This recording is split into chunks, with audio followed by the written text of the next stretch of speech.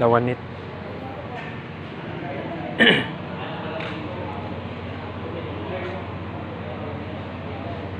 This is made of cocoa fiber, 30% cocoa fiber at 70% cement.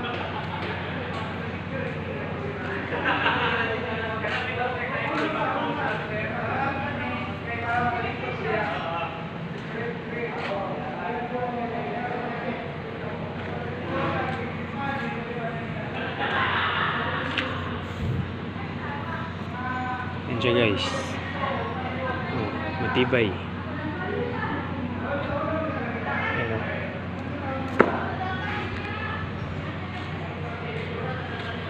Itong machine na to, dito kinukompress yung cocoa fiber. Tapos ayan.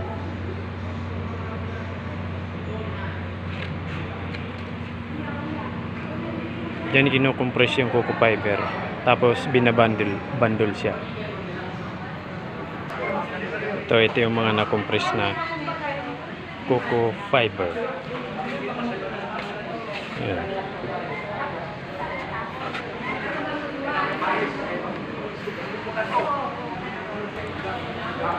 Ito naman guys, maliban sa lawanit na ginawa nila. Ito yun. Ito, matibay siya. May gawa din silang hollow blocks. This is made of cocoa fiber and semento din. 30% cocoa fiber tapos 70% ang semento. Mas matibay ito guys kaysa sa yung mga nabibili natin na purong buhangin at saka semento na hollow blocks. Ito kasi kahit ibabagsak mo hindi siya na ano. Ayan.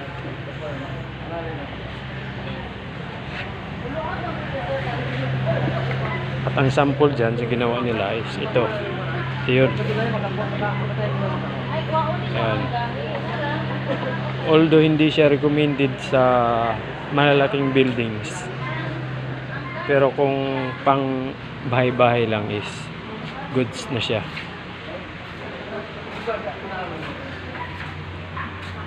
Ito namang lawanit is pwede daw siya pang dingding at the same time pwede siya gawing bubong. Pero ito, kung gagawin mo siyang bubong, kailangan tapalan mo muna dito ng pwedeng yung mga epoxy na Pioneer. Yan, para mas masarado yung mga pwedeng daan ng tubig kung sakaling uulan. Tsaka matibay siya guys, magaan lang. Ayan, matibay siya.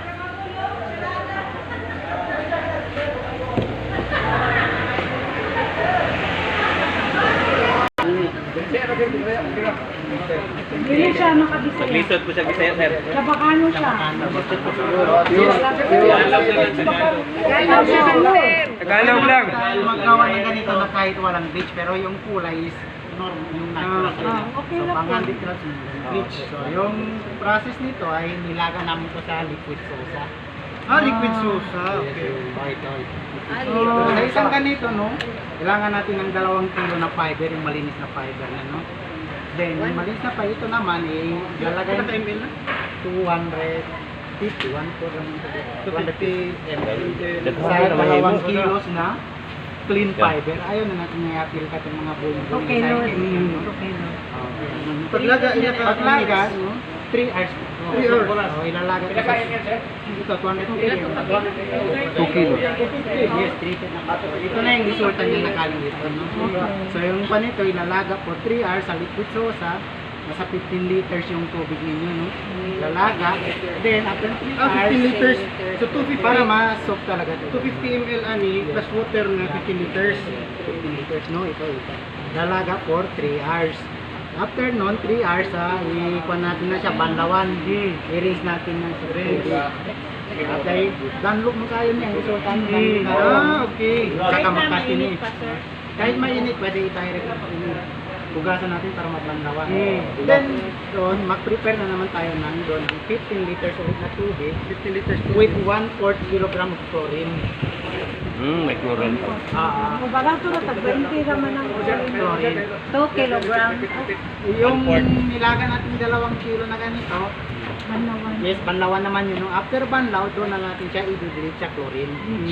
Chlorine. Bleaching na yung next process, bleaching. So, yung chlorine natin, yung 1/4 kilogram na chlorine, i-melt natin doon sa 15 liters of tubig ulit. Doon natin ito ibababat yung galing na sa banlaw. So, mag-action siya puti. May chlorine kasi.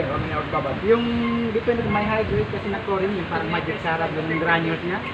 Minsan, nasa 1 minute lang yun, magputi agad. Pero yung mga ordinary old stock, umaabot talaga ng 5 to 10 minutes pa. Kasi magka-determine tayo kasi pumuputi ko siya. Pag yung time na may brown pa talaga siya, wag muna natin siya i-rapid. Pag even na yung kulay niya parang puti, kung masobrahan naman, mas puti-puti pa talaga ito. So, kung medyo ganito na yung kulay niya, ibabanlaw natin. Yes, ibabanlaw na natin. Air dry lang po, kuha natin yan siya. Air dry lang. Tapos, Air dry na lang. Ikalat lang natin siya po, air dry. tapos Ito na gagawa yung na yun. result. Gagawa na yung ganito. Pwede Ay, nyo ay, gawin. ay, mag-una. Masyado ang product ka eh. Ito na yung resulta nun. Yung sa mga process natin na ginawa, ito na yung resulta nun. Pag meron tayo ganito, so pwede natin gawin na iba't ibang mga product decorative and decorative ganito, mga maliliit na tubig, tulad nito, pero sa mga handler. Or ito, easy way na ito na maraming pwedeng saan yung gamitin sa mga decorative. Ito kasi yung mas demand na training sa mga most requested talaga yung mga anong purpose to? Ito Ay, sir, bagan is siya, for multi-purpose. lampshade, sir. Yes, may mga Lampshade. design pa to, sir. Lampshade talaga. Maganda siya pang livelihood ba? No? Sa mga babae maritis. May mga While nagmaritis, pwede sila maging may ngana. paano natin gawin ito ganito? Tapestry yung tawag namin dito. Tapestry. Ito na. Pepe. Pel. Tepe. Susa. Tapestry, T-A-P-S-T-R-E. Tapestry. Depende kung ano. Kasi yung ginagawa namin, size ng plywood eh. So, ito, yung kailangan yung mga plastic na ganito. Sample naman, yes. Sample naman maliit lang gamitin natin. Sample, per sample niya is flat na surface, flat plywood. Yan, doon to ilalata doon. Sample na plywood. So ito no, purpose white glue. All-purpose white glue. All-purpose white glue. Then, so bali dalawang all-purpose white glue. Ito, so bali dalawang piraso ang gamitin natin. Isa sa ilalim, isa sa ibabaw. Then, kung kumpleto na, i-mix na natin tong material natin. Ito, tapos maliit lang. Ang estimate pa namin dito is kung 100 grams yung gamit niya dito, 100 ml din yung panito. So, mas kasi malap. Anong color sir? All-purpose white glue. White glue. Yes. So, ito, mag-prepare tayo. So, ito yung una natin ito. MM sa tasel. Yes. Estimate. Okay lang kahit mas sobrahan. Magamit mo naman yung sobra sa mix na kuha nito. Mata-drain man yun dyan. Wala na. Mata-mata system.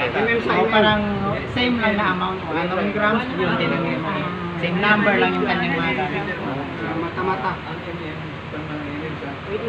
Sa dugmano, nahimok ito. Kaya mo lang may pengon. Sa bakal na yun, 100 ml din ako. So, hindi naman ito hazardous, no? More on 90% kasama lang man din ito. Okay. Ito, para magkakipit kayo, no? Sticky kasi siya, no? So, pwede natin yan siya. I-mix na. Huwag na gamay lang. Water. MM din. Ito is mamitin hanggang maging hindi na siya yung masyadong sticky. Okay. Game mo manas dugmanon kita kabay-bay ko sa Kung sticky pa, pwede pa natin dagdagan. Kung sobra naman yung tubig, matagal matulog yun. Pero pag okay lang ganito, nasa isang araw lang yung na-harvest nyo na yan. Then, magkuha ng ganito. I-mix yan dyan hanggang maging even yung mixture niya.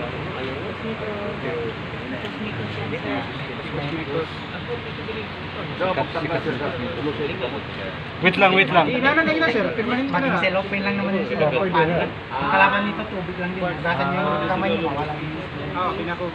Kasi kung mag-rubber gloves ako yung dumidikit lahat yung sa block. Pag mag-file tayo dito, dumidikit ulit sa block. Sumasama ulit. Kasi walang protection. Yun. Klaro lang sa doon. Kahit mga ito. Punasan yan sir. Sa kanya. Hindi siya labaw ang kaysa sa file. Kahit yung 100 grams na dito, kahit mga ATM nila kasi madami yung dahil sa tubig. Even yung pinaka-shifted. So, even na yung mix niya, parang wala nang pag na tuyo, even na yung mixture niya. Dito na. Dito din, kukuha tayo ng dapat konti-konti. I-open lang natin lang, i-even. Yung texture naman dito, nakadepende sa inyo kung gusto nyo pakapalin or manipis lang. Nakadepende. Hindi mo tayo nakit. Hindi lang siya lagpas doon sa plastic. Kung maglagpas to sa plastic, magpili dyan sa plywood, mahirapan na matanggal. Kasi sa plastic hindi siya dumidikit. Matanggal lang kasi yung plastic kasi kahit Tarpaulin. Mga use tarpaulin sir, pwede sir, di ba? basta Madikit siguro, madikit. Ito na ganito mga polyethylene. Madikit. Kasi ito size kasi ito lang plywood, 4 ang size niya, 4 meters. Tarpaulin mang good na asya grano. Na may grano to. Baga mamili. Peso lang at ang metro nito. Ganyan pa ka mo itong grano. Sa import pa ito mo. Join lang yan siya. Hanggang mapuno yan siya. Siya mo ito mapuro mga ito. Dikit-dikit. Ayun.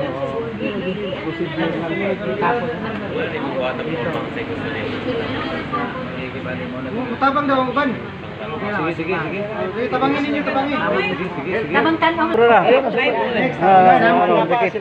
Okay. Kompleto na natin yung gusto nating size, no? Na-pull na natin. Oh.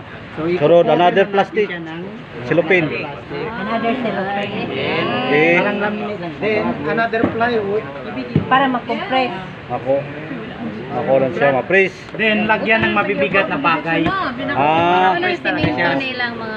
Ito yung ginagamit ko, sir, yung mga ayan, ginawa.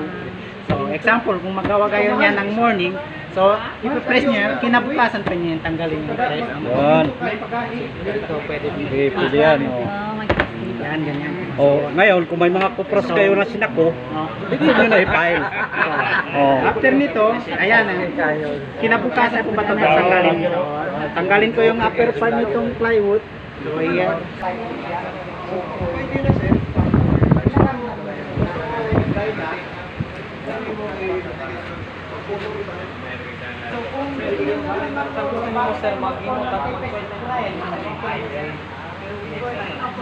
Kulayan mo. Itong ganito, sir. Ano? Fiber. Sample. Pwede na magkataon. Pwede na.